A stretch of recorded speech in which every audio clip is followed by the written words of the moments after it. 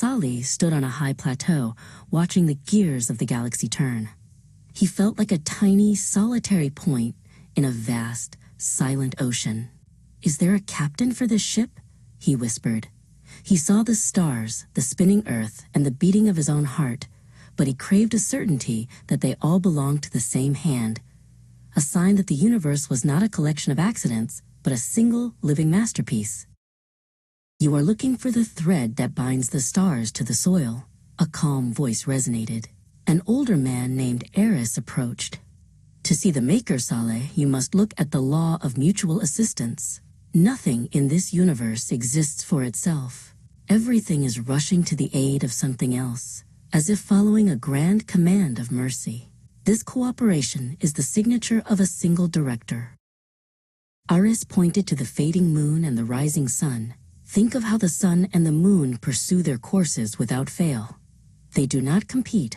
They cooperate to give you the day for work and the night for rest. They are like two diligent servants in a vast palace, working in perfect harmony because they both take orders from the same king." A light rain began to fall, cooling the morning air. Sali held out his hand to catch the drops. "The clouds do not know you are thirsty," Eris said softly. "The water does not know the earth is parched. Yet the clouds travel thousands of miles to pour life onto the dust. This is the law of generosity. The heavens reach down to the earth not because they must, but because they are directed by a most merciful provider." Below them, the rain met the soil, and vibrant green shoots seemed to celebrate. Sali knelt to touch a heavy cluster of grapes hanging from a wild vine. The dry soil and the mindless seed work together to bring forth sweet fruits, Eris remarked.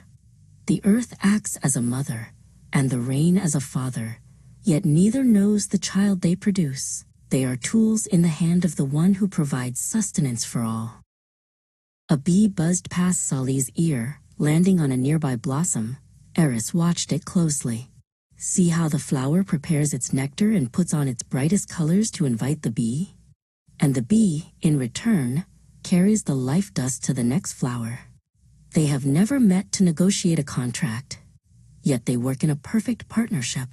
This mutual assistance is a window into the kindness of the Creator." Sali looked at his own hand, marveling at the skin and the pulse beneath.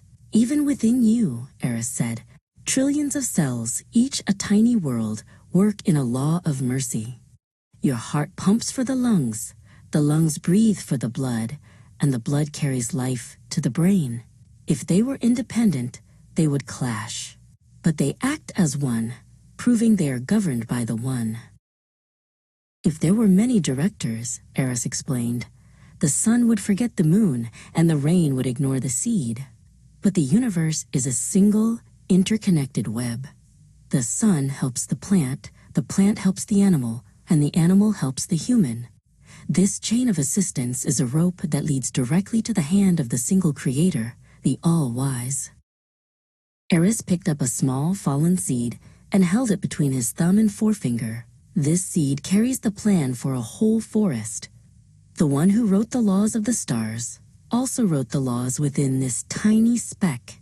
To create one, he must be the Lord of all, for everything is connected to everything else. The universe is a book, and every atom is a letter testifying to his unity." As the full light of day washed over the land, Sali's heart felt a profound peace. He realized he was never solitary. He was part of a grand, merciful family. Every breath he took was a gift from the one who subjected the sun, the moon, and the rivers to his service. Sali smiled, knowing now that the captain was not only present, but was also the most generous host.